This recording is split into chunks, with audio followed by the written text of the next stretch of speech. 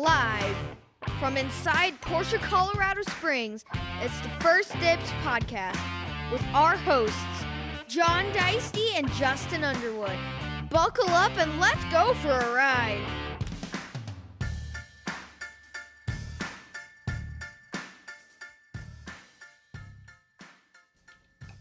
Got to turn on the microphone. that is an important key. There's a lesson there. Right. First Dibs podcast. Yes, welcome September back. 19th, live inside Porsche, Colorado Springs. What year is it? 2025. Holy moly. Look how bright my face is. Yeah, you're sitting a little bit further forward than you usually do. You're much bigger than me this week, which I'm cool with. Been working out, been eating less. I think we got one car I'm really excited about. Awesome. Oh, we're diving into business, everybody. Isn't that what we do here? Is it? What I don't know. I'm going to start selling some stuff on auction. I think that's a great idea. We should do that. Seriously, if you could pull that up, that'd be kind of fun. Let's dive into business because last week we had the Shift guys. We were going through the most recent release of Shift magazine. Yeah. What was your favorite part of that episode? That I didn't have to talk. I loved that, but my favorite part was when I totally interrupted Brendan to try to fix the camera. He was like, dude, I'm talking. I was like, that's how I know you're a good friend, because you call me out on my bullshit. Right. So, Yeah. you are bright. Have you, speaking of, have you, Metaphorically? I don't know, either I am like sunburnt and maybe I have liver failure. I don't know. I've been cutting back on drinking, but I've got a lot more color than you do. You almost match the top of that Volkswagen. Jeez. We should powder you a little bit. Seriously. God, get outside. The one car is a 2013 Ferrari FF. Oh, that's sweet. It's like the ultimate dad car. Oh, You know, totally. Nancy is convinced that there's not a woman on the planet that likes a wagon. Is it a wagon or a hatchback? Technically, I think it's a shooting brake, Well, which okay. is a two-door wagon. Right. So how is that different than a hatchback, you say? Yeah. I don't know. So it's equivalent to a Golf. Yeah, but it's a two-door. Can you get a two-door Golf? You could, you can't. No. Yeah. It's also the size of a Cayenne. It's big. Well, it's long. Yeah, it's huge. That's what. Yeah, it does. It is that. It's very old school. Like, do you remember the Ambiguously Gay Duo? Oh yeah. How they drove a car that was just like, let's call it a cock and balls. That's yeah. And that's what that thing reminds me of. It's just this big, long manhood. You got it all out in front of you. You know what enters your room first? Yeah, exactly. The tip. If you're doing it right. But, Oh man. yeah, that was the good last episode. We're off. Exactly. But no, it's a very imposing car. And I think it's sweet. I think it's awesome. They're V12s. Yes. Big front mid-engine V12. They have two transmissions. There's one. There's what is it? I think it's a 7-speed that drives the rear, and I think the front has a 2-speed front gearbox that drives the front wheels. Yeah, there's like something- it's totally separate systems. Yeah, it's an all-wheel drive system. Yeah. But it sounds crazy. Yeah. But owners, that I've talked to in the past with them say it's just a monster in the snow, Yeah. right, with snow tires on it. But yeah, no, as far as the technical specs, it's too new. I haven't had time to dig too much into it, but I remember them just being an awesome car. And then I keep telling everyone, I also remember that its replacement wound up being not so great. Not as good. Yeah. And so the FF, kind of people realized, how great of a car it was later. They're super sweet. I don't remember how much they were new. all of it. Yeah, right. Yeah. They were a lot. I would say 300,000. Right. And this one, it's gray. It's I don't know the exact name of the color, but it's a gray color. And then it has a, it's a tan, like a tan interior. Yep. It's gorgeous. It's a neat car. I like it. And it would work for me for the school run. Yeah, it's a true 4-seater that's got actual room back there. In my world, it's a true 3-seater. No one's getting behind me in anything. Sure. But I love it. I want to drive it. I think someone should buy it and Loan it to you? well, just own it for 5 years, let it depreciate a little bit more, and then maybe I can have it. Maybe. Yeah. Well, Just in time for Lewis to start driving. there you go. That'd be I bet the insurance is great. Sure. What other cars?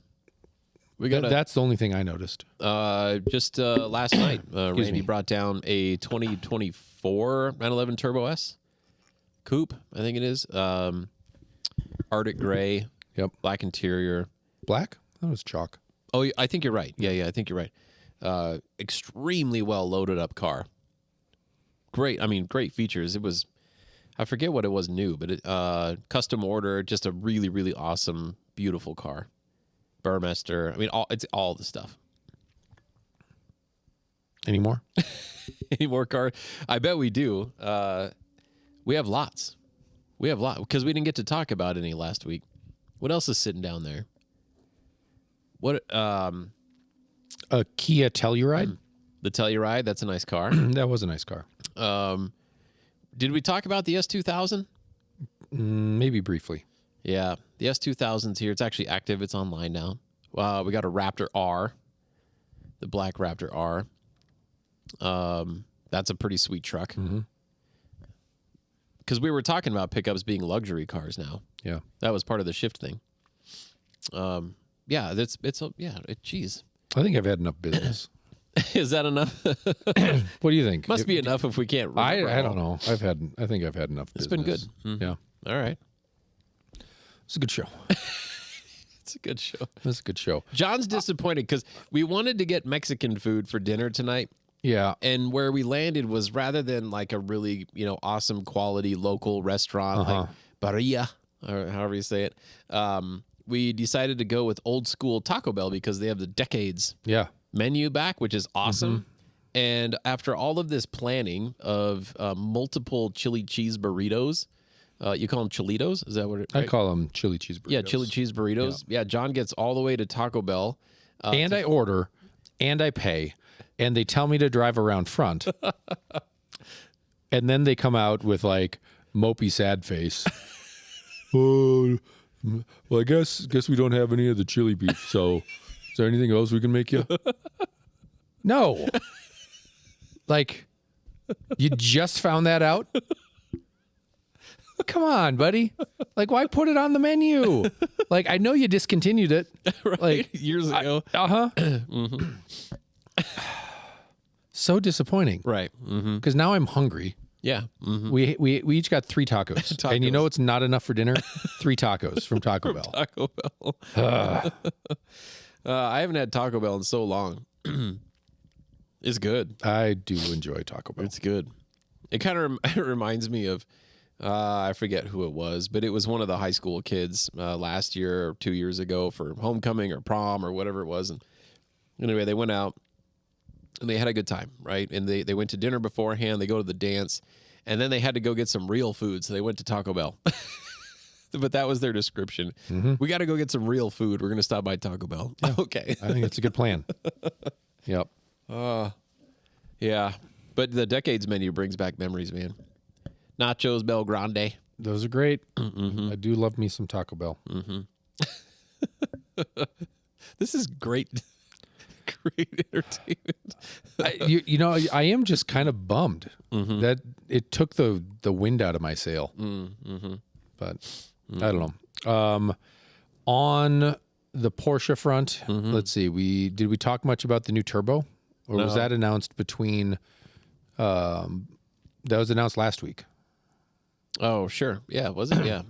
701 horsepower. Yep. That's the number. What do you think about that number? So I think we were talking about it on the show once where Ferdinand Porsche was really hard to work with before it was Porsche, like before it was his own company. Mm-hmm. So when he was working with Daimler and Lohner and I mean all these other companies, he was a difficult guy because his thought process is, why are we making these cars with all of this power? Like, we don't need the kind of power, that the cars are producing. This isn't usable power. This isn't, it's not functional. Okay. Right? It's not efficient. You're crazy, right? Because when you think about it, I mean, back in the day, they were making cars with tremendous amounts of power, Yeah. right?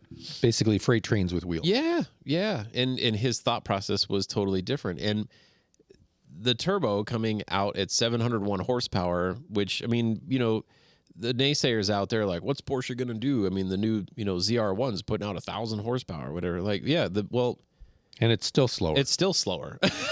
That is accurate. So, I mean, it form follows function, right, for Porsche. And I think that by coming out with a figure like 701 horsepower just kind of keeps proving, what Porsche has been telling people since the beginning is like, you don't need, I mean, okay, power is cool. Like, horsepower sells cars and torque wins races. And it turns out aerodynamics helps and suspension helps. There's a lot of factors that go into it. And it's not just about getting around the Nürburgring, as fast as you possibly can. There's other factors in there as well.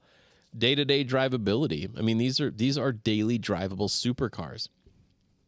Joe, earlier today, took out a 2019 Turbo S Cabriolet just to drive it. He hadn't been in one in quite a while. He's thinking about, having his wife take it instead of the, car that she's got now. And he said, I was thinking about it, but I mean, damn, the thing's it's too fast. Right. And this is the older, this is the previous generation stuff.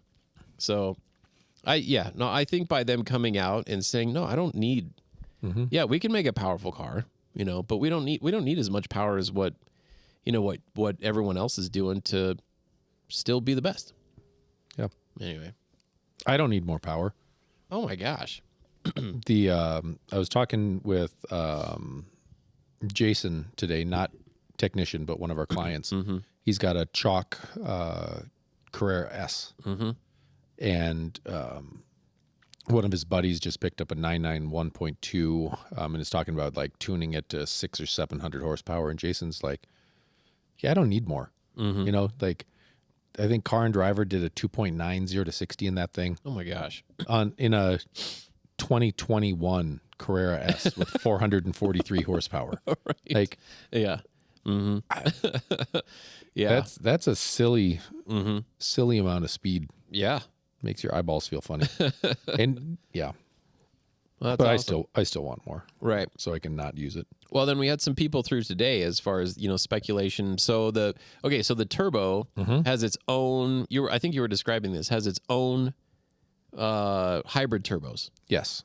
They're not the same as what's on the current GTS. Yeah, the GTS gets one big one. Right. Yeah. One big hybrid turbo. Yep. And the turbo gets two smaller turbos. Smaller turbos. Yep. So speculation is that the GT2 RS will get two of the bigger ones. Yeah.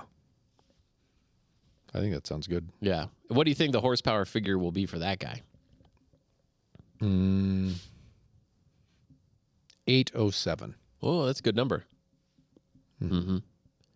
Okay. Well, 809. Okay, good choice. 800 is a lot of power, especially for a rear-wheel drive car. Yeah. But you can guarantee that there's a lot of motorsports being used on both of them. The Turbo S, and then the GT2 RS. What do you mean a lot of motorsports? Just suspension components. I mean, things like Heim joints instead of bushings. And I mean, they're already doing that. The most recent GT2 RS has a lot of motorsports components on it, meaning, there's different service intervals for things. Like you replace things due to time and usage, versus like a mileage interval kind of thing. These cars they're able to produce these crazy amounts of power and sustain speed and longevity. I mean, these are real race cars made for driving around on the street. Register them, put license plates on them. They have airbags. They have all the safety equipment. But it's a race car and is comfortable. You know, they've kind of found that weird balance between, you know, not so fun to drive on the street because you need to have like a rib protector, you know, but no, you don't. You put 18-way seats in it and you can cruise across country. Mm-hmm. So it just keeps getting better and better. I mean, you know, for as long as I've been around with it, it's always been, man, what are they going to think of next? Well, just hang around for a little while and you'll find out. I was talking with somebody. They got a flat tire. They were on a rally from like New Mexico up to Vail, and they were doing a day here. And they got a flat tire, and they were able to get that fixed. But the shop they went to only had a torque wrench that went to like 100 foot-pounds. So when they put the center lock on it, Yeah.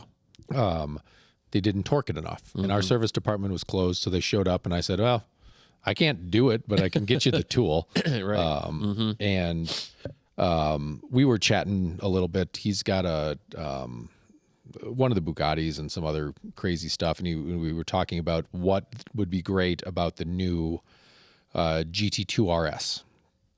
And his statement was that the one thing that he missed on the previous GT2 RS was revs. You know, it revved to like 7, not 9. And the new Lambo revs to 10, Right. and it's a V8. So someone in the Volkswagen group has figured out how to rev past 9 in a forced induction situation. Right. So what he's hoping for is that they're going to figure out how to make a high revving hybrid turbocharged flat 6. Wow. I vote for that. That's I think cool. I think that sounds good. Yeah. So there you go. Heard it here first. The high revs reminds me of the S2000. But the reason that car needs to rev high is because it doesn't make power Yep. until it does get up there in the range. So that makes me think about like a 2018 GT3 Touring. Yep. Awesome cars. Perfect. Perfect car. Manual transmission car. Yep. Beautiful. Sounds fun. Great noise. I mean, it's an amazing car. Driving around town, if you keep that car, you know, below, let's say 5,000 RPM, it's kind of It's not fast. it's just like a black, you know, it's just kind of it's just a cool looking, great sounding car. and it doesn't even sound that great below 5. I mean, it sounds good, but it doesn't. It doesn't scream. Right. You know, it's just kind of like doing its thing. Yeah. If you want to feel something in the driver's seat of the car, you do have to hit the revs. You got to get it up above 5,000 RPM before the thing really starts doing anything. Is that good? Is it annoying? Is it I don't know. Is it just kind of a balance of, hey, I mean, you can have it either way. You can either have super comfortable, casual, you know. I think part of the fun of those GT3 engines is that they egg you on and make you want to spin them up, right? And they're totally tractable at low revs and low RPM. You know, there's plenty of older, you know, like the 7911S that I got to drive with Joe. That thing was dead under 4,000 RPM. And, you know, a new GT3, it still moves with traffic. You don't have to wring its neck completely, but it rewards you for bringing it up, coming on cam, getting up to 5, 6, 7, 8, 9,000 RPM. Right. And I think that's part of the delight of it. I think that's what I love in a sports car, is something that rewards you for revving it. And I think even our turbocharged cars do that. You know, the 3-liter turbo cars still pull hard up to the 7,500 RPM that they hit. So I think that's cool. But it's just a trade-off in the feel. Yes. Sure. The car that I would say number one just makes you drive like a jackass all the time is 997 GT3 RS. Not so much a 4-liter. It doesn't have to be that car, right? But that Heavy car, clutch, heavy shifting. yeah, it makes you drive that way. Yep. But yeah, I mean, I guess to your point, it does reward you, you know, for that. But there's no, I mean, thinking of all the experience with that, there's never been a time where it's just kind of like cruising through town ever, right? It's just, no, I mean, you're weaving, and people are giving you a thumbs up because they see that radical car and they expect you to be driving that way. But yeah, no, that car it pulls it out of you. It just makes you drive, fast and furious all the time. That's fun. That's good. Scott thinks that the new slant nose is going to be the GT2 RS, and it's going to start at $450,000. Let's see. I'm going to say it starts.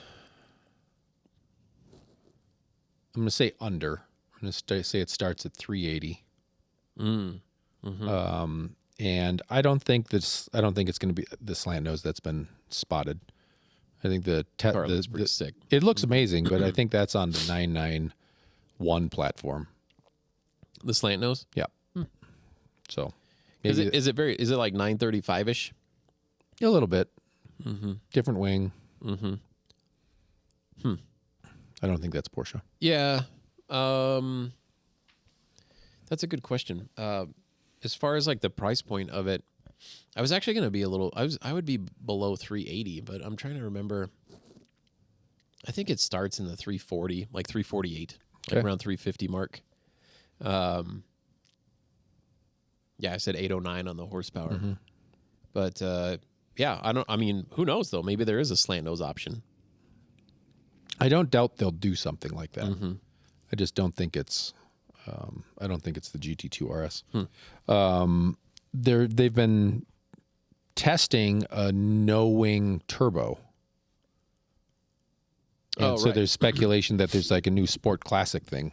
Yeah, coming. well, they've been talking. I mean, there's been speculation about that for a turbo touring for a while, which that's exactly what that would be. It would just be a smaller sport classic, basically. What does that do to sport classics? What happened to the R?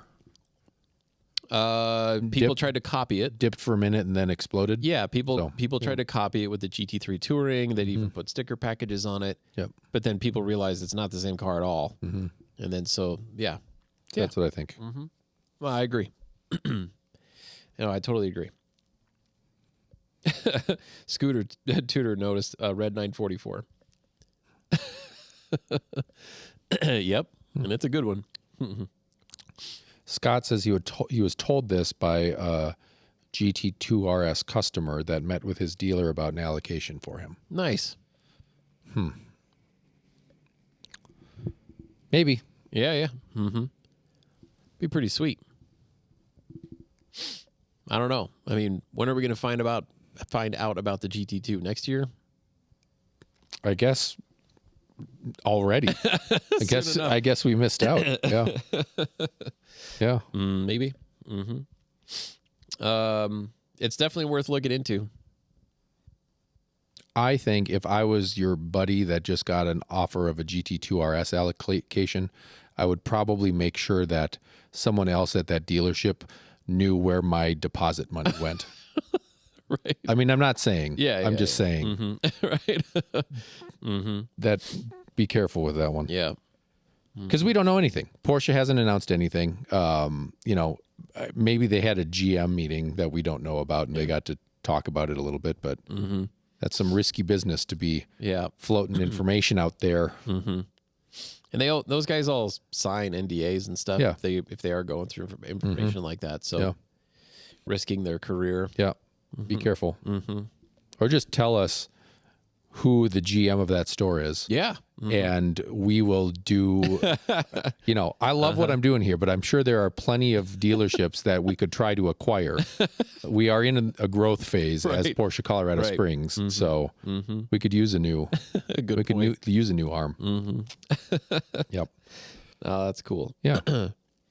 I like it. Well, that's all I got. I know. I don't know why I'm so flat today. I think it's because everybody's sick. There's been like a cold going sick. around. Really? That's Yeah, too bad. I am. Well, don't get sick. Today's the worst day. Last night and today. Worst day. So hopefully that means that it's on the mend. There you go. Get better. Got a big meeting tomorrow. at breakfast? No, it will not be a breakfast meeting. Okay. But you can stop and pick up donuts on the way if you want. Okay. Someone's I'll hoping be for late. that. All right. Dad's Donuts show up 15 minutes into the meeting. Right. That sounds good. Yeah. So for anybody in the market for an electric car, you've got a few days left Yeah. to really and take advantage of huge savings.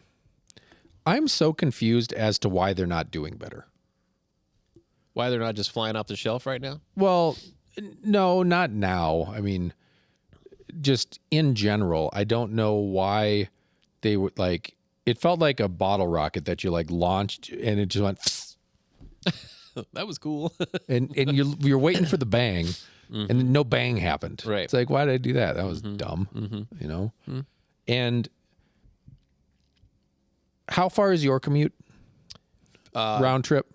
114 miles. Okay. So you, in any of our stuff, you would have to charge every 2 days. Okay. That's pretty cool. Yeah. It's easy. And then that at the end of your second day, you'd plug in, and overnight it would charge all the way up, and you'd be fine. And you have the farthest commute of anybody that I know, Yeah. and it works for you, charging 3 times a week. Right. It just blows my mind. Obviously I love the gas powered stuff. Yeah. I huff gasoline, like that thing. Figuratively. No, literally, like it's floating in the air in Right, here, right, right? I'm probably getting some kind of brain cancer from the leaded gas in the Corvette. Yes. But it blows my mind that it hasn't tipped over to the point where more people are getting into them. And I think it is. It's just not that, it's just kind of it's a linear thing. Yep. It's not an exponential growth situation. Yeah.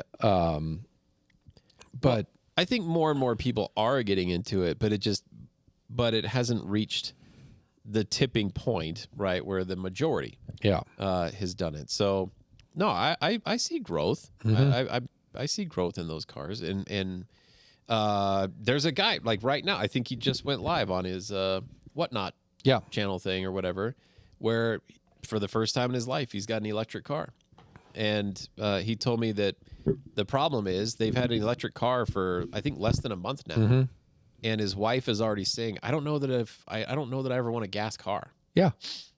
So, and that's from this guy, Yeah. holy moly. I get That's it. a swing in the other direction, you know? So, as people dip their toe in it, I think if it's a good experience in the beginning, then it makes sense. Like, oh man, this is wild. Yeah, But yeah, I think to take advantage of all of the, programs and incentives and stuff that are out there, it ends on the 31st, right?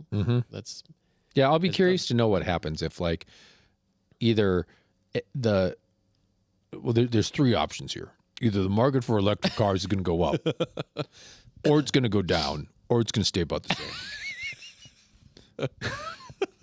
I caught myself before I really said that. 33.3%. There's a 33.3% chance that the market's going to go up for these cars. But I'm curious to know, like, how much did that government incentive? Was that money for the consumer? Was that money that just went right to the manufacturer? Where is the split in that? Sure. What's going to happen moving forward? Does that kind of maybe that stabilizes things because now you're paying real money for the car and you're not getting $10,000, $7,500 plus federal or state rebates off. Right. So maybe that helps. Yeah. Because we have an employee here that drives. He calls it a Freeot, Yeah, right? I want to drive that The thing. $10 I thought about it. Freeot or whatever. Stuff like that just blows my mind.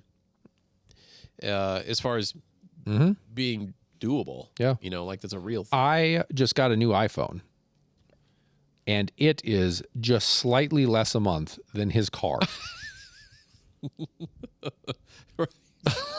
Are you kidding? Like one fits in my pocket, the other one almost does. Yeah. But like, The phone is actually more capable of a lot of things. It can make phone calls. That's true. You can watch a movie on it. You might be able to watch a movie on his Fiat. I don't know. I cannot drive my phone to Vail. Right. He can also not drive his Fiat to Vail without stopping. Right. So, but no, I think it's cool. So, yeah. No, it's I mean, but I guess that program, the incentive side of things, I think that's gotten a lot of people to open their eyes to it, right? Because they've heard about these crazy deals for certain cars that are out there. Yep. Like just talking about it right now, like there's people right now listening is like, wait a minute, you could lease a car for $10 a month? Yeah. Yeah. Mm-hmm. Yeah, you could. There's a lot of cars out there. I mean, you can lease for less than a couple $100s a month. Mm-hmm. But in part, because of these incentives that are now going away. And I think that's some of where the best benefit for electrification is, right? I don't want an electric GT3. No. Because part of what I love of that car is the sound when the engine kicks off. Yeah. It has that pop and rumble, right? You can tell when that car starts. Yep. And it's delightful, and that's part of it. But I don't want in 2013, before we moved here, Lauren got sideswiped by a bus in her BMW. Wow. Took off the whole front end of her car. That's scary. Well, they were stopped at a light. He took a left turn on red and just crunched the whole front end, one way to one way. And just took off the front bumper. Wow. It was an M Sport front bumper that did not have parking sensors. And they were custom made, custom ordered replacement parts in Germany. It took 4 months to get the part or something stupid like that. While that was happening, I was driving her to work and I got rear-ended on the ice by a guy that was texting. So now both of our cars are in. And we got probably a 2012 or a 2013 Nissan Rogue with a 4-cylinder and a CVT. Ooh. And the first time I got on the freeway, it terrified me because I floored it and it revved to 4 and just went.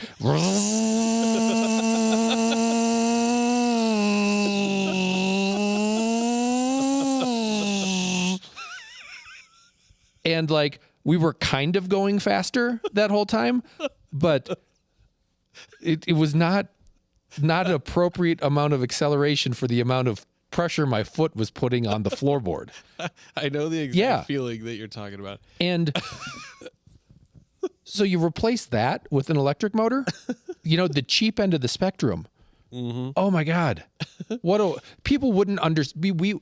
There would be more car enthusiasts in the world. Yeah. If more people that were buying cheap cars got cheap EVs rather than cheap gas engines. Yeah. They would be like, oh, wow, driving cars is cool. What else is there? Not, I hate this thing. The brakes don't work. And when I steer it, I can do this and it doesn't do anything. And I don't know what's happening. And right.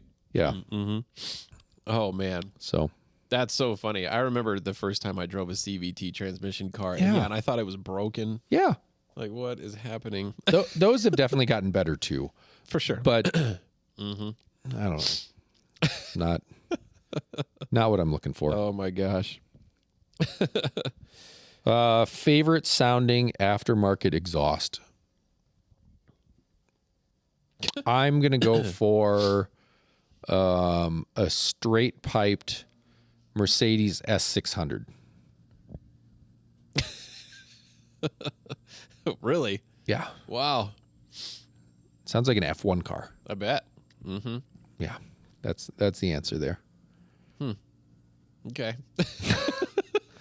I don't know. I think it depends on the car a lot. Oh, totally. Yeah. I will tell you, I will never put an AWE switch path exhaust on anything I own. Really?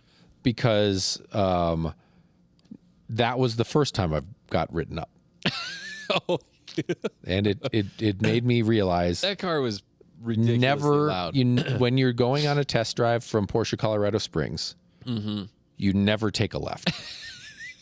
Out of the parking lot. Never take a left. Don't take a Always left. just Yep. take a right. Take a right. Go right and go up the hill, down the hill. Yep. Then you're on your test drive. Yep. But yeah, that the exhaust sounded amazing, but basically it switched from being like quiet to being a cup car.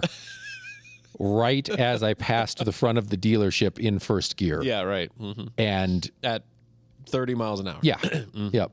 And whammo. Yeah, right. Yes. Phone call. Who's the asshole driving? Yep. Sorry. That's my Yeah. fault. That one was, that was kind of obnoxiously loud. Yeah. So don't do that. But the generations of cars, it makes a tremendous difference there. Is it a turbocharged car? Is it an actually aspirated car? The person that wrote in asking that question, they actually had a car we bought it from them years and years ago. But I think one of the best sounding aftermarket exhaust systems on a Porsche car, it was on a 997 turbo generation, Europipe. Oh, Europipe exhaust, made in Belgium. said URO. How do you spell Euro? EU. EURO? Yeah, Europipe. Europipe made in Belgium. I mean, it was the exhaust by itself was a piece of art, right? When you opened up the packaging for it, they even sent tools. It's like some brothers, like some Belgian brothers, had this little company, and they made these specific exhaust systems. And 997s, they just figured it out. I mean, it was unreal, and it had this resonance to it that it wasn't insanely loud, but the walls would vibrate, it just had this, and you would hear that same resonance as the car was kind of taking off in front of you. You could hear the same tone. It stayed like the same volume, and the car is a mile away, but it just had that sound wave to it. And anyway, like a hot start on a Europipe exhaust. Oh my gosh, they figured it out. More modern stuff. I like the center. I mean, I like the center muffler deletes, on GT3s and stuff. Sharkworks, I think. Yep. Does I just got a ride in an 18 Touring with the Sharkworks center section. And the guy driving it, his car, he is intimately familiar with how the whole thing sounds. And I think what he was most impressed with is like the mid-range change. Yeah. Like we were talking about when you drive those cars, they're kind of muted before you hit the real revs. And this opened it up enough where, at 4,000 or 5,000 RPM, you could still hear something happening. There was a little more overrun pop and burble that felt natural and not, fake and piped in. That was really good. And then up at the top end, it was a little louder than stock, but not undrivable. Right. You could still have a conversation. So that was that gets votes from me too. For sure. I like the Sharkworks center deletes. Yeah. It's interesting though, like it's gone from on the 991 generation, every single one got a Sharkworks or a GMG Yeah. or an Akrapovic or a Dundon. Yeah. Right. Like every single one did. And now it's kind of flipped where all of the 992s, we've had one Touring that came back with an aftermarket setup on it. The rest were all stock exhausts. And that's just an interesting shift. Yeah. I mean, they sound good. Yeah, they sound great, but so did the other ones. Right. Right. And just an interesting change in taste, I think. Yeah. Yeah. No, that's a great point. See much less of it now. Which, I mean, I'm a fan of on my end of things, but Yeah.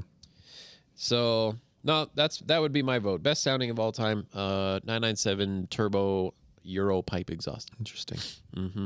Stage 2. It was like their race exhaust. It was good. There you go. Best video I've seen in a long time, GT3 4-liter versus R versus 992 ST. I'm guessing the GT3 4-liter means The 997? it doesn't say RS 4-liter. No. So I'm guessing that's not the Okay. 4-liter as we've called it. I don't have any time in an ST. I don't either. I mean, I've got time in the others. Yeah.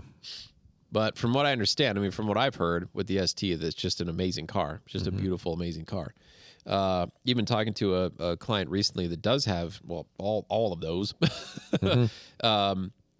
There was some thought process that having the ST and the GT3 4-liter, granted as a touring, was some redundancy, but decided that no, there's not. It is RS 4-liter. We are talking RS 4. Oh, it is RS 4-liter. Okay, yeah, RS 4-liter. Well, I mean, even I'm going to go with the RS 4-liter just because I don't have any time in the ST, so I can't really compare to that. But I mean, the RS 4-liter for me, that's one of those. I mean, if I could put a car in the stable, that's one of them, and it would stay there forever. Yeah. I'm torn I'm torn between that and the R. I think I'd do the R. I fit better in the 991 generation cars, which is a big thought. And I think that is a prettier car than the ST. The ST is gorgeous, but I just like the 991 design better. The double bubble roof in magnesium, the scalloped hood, and just the like return to classic 911 shape that thing has. To me, it's the prettiest of all the modern 911s. I think,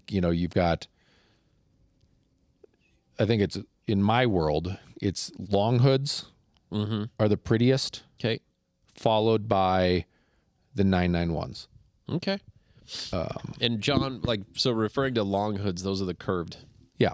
So the first generation first gen. cars. Yep. So the hoods didn't go straight down at a wedge like that. They went down and then the curved. Yep. That's the long hood. Yep. So, Pretty cars. yeah. So I think that's the direction I would go. That's a good question. Because I mean, those are always going to be contenders with each other. You can't go wrong with any one of them. That's for Yeah, sure. what is it? 600 of the 4-liter, or is it 600 of the 2RS? No, 600. They made 600 And 4 liters. 500 of the 2RS of that generation? That sounds right. Okay. Yeah. 997 So GT2RS, yeah. they made 50% more R's. So the 4 liters always going to be, because when you got the money, you got to have the set. I think is probably the way it works. Right. And so there's always going to be 300 people that own R's that cannot get their hands on a 4-liter. Yeah, right. And then there's always going to be 1,000 people that have an ST Yeah. and can't get an R. Right. So I don't know if that changes my decision at all, but it kind of, I think, helps inform Yeah. why the values for those things are going to perpetually stay strong. Right. No, that's a great point. Not that that's why you buy it, but Yeah, as you're talking about the R, being the prettiest 911 for it, they do have like a different kind of a sleek, almost like a low slung appeal to them. the way they sit on the wheels, Yeah, like yeah. they almost feel stanced a little bit, like the Yeah. wheels are just tucked in. Yeah, they do have a different. Yeah. God. Yeah, the profile, like looking down, from like the driver's quarter, front quarter side, looking down the side profile of the car, they just do. They have like a different. That's a great point. They have like a low slung stance to them. Yep. Very sleek. White with green. That's a beautiful car. Yep. Silver wheels. Yeah, silver wheels. Yep. Yeah. I'm a sucker for the white with the red. The white with red's great too, but white with green is that's the poster for me. Yeah. The silver with red car that came through here for a day. That was great too. Yeah, man. I love that, but it's white. Just white with green. Yeah. I don't need anything more. Like, for some reason, black ones right now are like ultra hot. Cool, but Yeah. no, give me white with green. I don't care if all of them are white with green. Yeah. And that's the easiest one to get. That's perfect. I'll take it because I don't care what color it is. So give me the white with green. Right. Yeah. That's a good question. I'm trying to think. There still has not been anything about the next supercar. Yeah. It's kind of a letdown. Although we just surpassed 918, right? So It was, what's today, 9/19? Yeah. So yesterday was when the 9/18s went into production back in 2014, I guess. So I thought of that date. That was kind of funny. Like, oh, happy 9/18 day. I almost sent out an email to all of our classic rally people that have signed up so far. Which, by the way, anybody listening or watching this, that if you have registered for the Classic Rally 2025, thank you. We had an awesome... It's on October 11th. Did we talk about that? It's a Saturday, October 11th. I mean, just an awesome response instantly. I think within the first 40 minutes, we had 25 drivers signed up. I think they want the cinnamon roll. Yeah, right. I want one of those cinnamon rolls. Yeah. But that's that's an awesome response rate. Very quickly. It is on a Saturday this year. It's not on Sunday. We did it on Sunday last year, I think is when it was. But anyway, Randy here is helping out with the tour again. It's going to be awesome. I think I'm landing on a 250-mile route. So it's an all day. Then you got to go home. Yeah, that's a long day. And obviously, lunch is involved again. And then that's where people can split off if they want, or come back to the dealership. I can't give the route just yet because it's not completely locked in. However, I can spill the beans between a couple different routes that are possible. Either way, we're going to head up north. So that way, Denver clients, if they don't want to come start at the dealership, then, I think we'll have a point way up on the north side that they could join us up there if they want, come back down, do lunch, and then, whatever from there.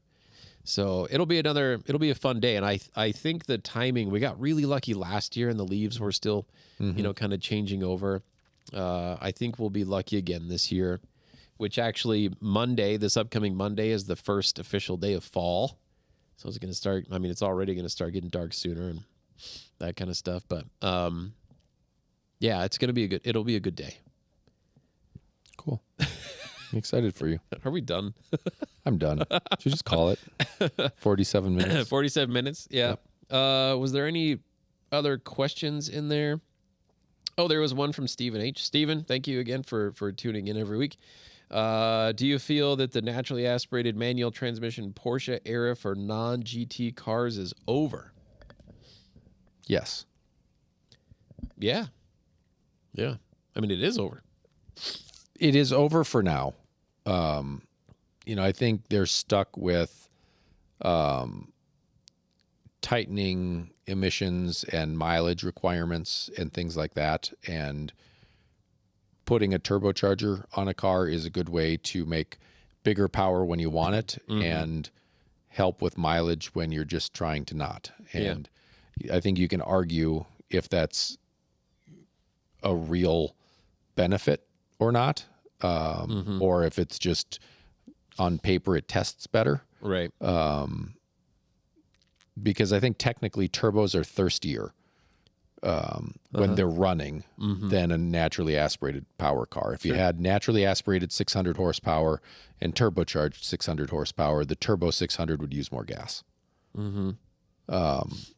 But when you lift and you're cruising, the big engine that produces the 600 horsepower is going to be drinking more than the turbo because it's smaller displacement for the same power. Sure. Ish. That's my engineering corner. I'll get out my whiteboard and explain to you why. Right. Right. Just after I get my engineering degree. But unfortunately, I think for now it is. Although, should we break some news? Yeah, do it. I bought a new car. We didn't talk about this? No, we didn't talk about it. No, we talked about it in a meeting. Yep. I traded my Subaru turbocharged manual transmission all-wheel drive car for a Hyundai Ioniq 5N. Nice. 640 horsepower all-wheel drive electric thing. And it has simulated gears. Right. And a simulated transmission and fake engine noises. Right. That aren't perfect, but do a good enough job faking it that it increases my driving satisfaction when I want it to. Yeah. And then I can turn it off when I don't. Yeah. And I think part of the fun of it is that it has a torque curve. So like you can put it in 8th gear and floor it and it won't accelerate. And then you drop it down to 3rd and it just rips. Right. Because you're up in the meat of the power band. So I think but it's not actually no, it's all fake. gears. It's all Yeah, fake. It's all fake. It's all yeah. fake. It's all computer programming as Yeah. to what kind of power am I going to give this person, because the number on the dash says 8 and his foot's on the floor. Probably not much. Right. And I think there's room in electric cars, and Porsche has been testing this on the new Cayenne, the new Cayenne electric, some simulated V8 noises. I don't know if they have the paddles or not. Yeah. But I'm hoping that when they do the new Boxster Cayman platform, that they do Right. something similar, because when I want it to be, it's just an EV. Yeah. But sometimes it's fun to kind of put a smile on your face and, you know, downshift a couple times and floor it and Just bounce off yeah, the rev and- limiter. yeah, exactly. Bounce off the rev limiter in first. Right. And you're not doing any harm to the engine. Right. So I don't know. I think there's that technology combined with the e-turbos, combined with the whole T hybrid setup and stuff like that. You know, there've been rumors that Porsche's working on a manually shiftable dual clutch transmission. Koenigsegg has something like that, where it, in one of the drive modes, it has a clutch and you can stall it. Yeah. You know, we're at a point where if an EV can fake it well enough for me to gain enjoyment from it, I think we're probably close to turbocharged engines being able to have the power curve, maybe even customizable power curves. Oh, sure. Right? Yeah. You know, like just, I want it to build power at 5. Right. And feel like a big old school turbo. I think we're coming on to some really cool stuff. Yeah. And you know, if you get some engineers that are playful and doing some after dark projects, Yeah. there's some cool possibility. But for a true naturally aspirated manual transmission, mid-engine car, 911 or anything like that, I don't know. I don't think there's I'm sure there's appetite for it, but I don't think there's business case model or regulatory possibility for it. That's good, man. So, I like it. yep. All right. I'm That's done. it. Yep. Cool. We have guests next week. Yes, that thank are goodness. going to carry the show. Thank goodness. So super excited to get to talk a little bit about the Colorado Grand Yes. charity rally that runs through the scenic mountains of Colorado. That'll be super fun with at least one participant, possibly more. I got a ride in one of those cars today, and it was amazing. That thing weighs probably a little more than a third of what my car does. Has 20% of the horsepower, Right. and was absolutely delightful. Roarty, wallowy's the wrong word, but lots of body roll. And so like taking the Lyman exit Yeah. in any of our stuff, it just like Yeah. flat, Just flat. curve in. This thing just like takes a set and it's like, here we go, and we're done. And It's like driving a tennis shoe. but was going faster than like it was probably doing the speed limit, Yeah. but felt like it was going faster than a GT3 RS should through Nice. that turn. So anyway, It's like a pre-1960s S2000. yeah, it was great. Super great. I'm in. I loved it. Oh, yeah, beautiful so car. Thanks for the We'll ride. get to meet We'll- the owner and Yeah, all right. we'll talk about it again. Awesome. Well, thanks for tuning in. Thanks Thank for God we hanging out made with it us. through that. Let's turn this shit a off show. before everybody turns us off. All right. Have a great weekend, everybody. Bye. From inside Porsche Colorado Springs, this is